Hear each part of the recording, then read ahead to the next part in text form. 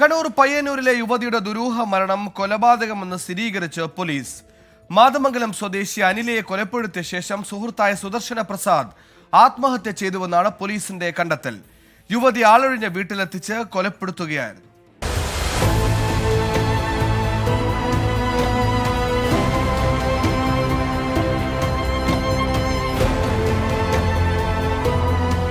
ഇന്നലെ രാവിലെയാണ് പയ്യന്നൂർ അന്നൂരിലെ വീട്ടിൽ 34-കാരിയായ അനിലയെ കൊല്ലപ്പെട്ട നിലയിൽ കണ്ടെത്തിയത്.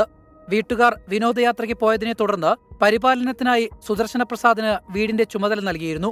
ഇതിനിടെയാണ് ഇയാൾ സുഹൃത്തായ യുവതിയെ ഈ വീട്ടിലെത്തിച്ച് കൊലപ്പെടുത്തിയത്. പിന്നാലെ ഇയാൾ സ്വന്തം വീട്ടിലേക്ക് മടങ്ങി സമീപത്തെ പറമ്പിൽ ആത്മഹത്യ ചെയ്തു. അനിലയും സുദർശന പ്രസാദും സഹപാഠികളായിരുന്നു. വേറെ വിവാഹം കഴിച്ചുവെങ്കിലും ഇരുവരും തമ്മിൽ അടുത്ത സൗഹൃദമുണ്ടായിരുന്നു.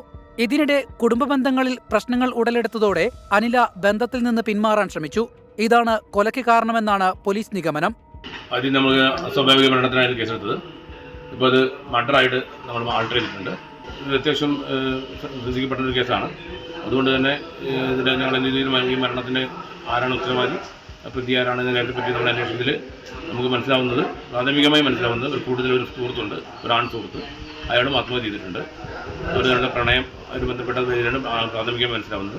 സുദർശന പ്രസാദിന്റെ ബൈക്കിലാണ് യുവതി കൊല നടന്ന വീട്ടിലെത്തിയതെന്ന് കണ്ടെത്തിയിട്ടുണ്ട്. CCTV ദൃശ്യങ്ങൾ തെളിവായി ലഭിച്ചു. കൊലപാതകം സാധൂകരിക്കുന്നതാണ് പോസ്റ്റ്മോർട്ടം റിപ്പോർട്ട്. മുഖത്ത് ഗുരുതരമായി പരുക്കേറ്റിരുന്നു. ശരീരത്തിലും മുറിവുകളേറ്റിട്ടുണ്ട്. കൊലപ്പെടുത്താൻ ഉപയോഗിച്ച ആയുധങ്ങൾ ഇതുവരെ കണ്ടെത്താനായിട്ടില്ല. ഫോൺ വഴിയുള്ള ഇരുവരുടെയും ആശയവിനിമയം സംബന്ധിച്ച ഡിജിറ്റൽ രേഖകൾ പോലീസ് ശേഖരിക്കുന്നുണ്ട്. അവശേഷിക്കുന്ന ദുരൂഹതകൾ നീക്കാനുള്ള സജീവ ശ്രമത്തിലാണ് പോലീസ്. 24 കണ്ണൂർ.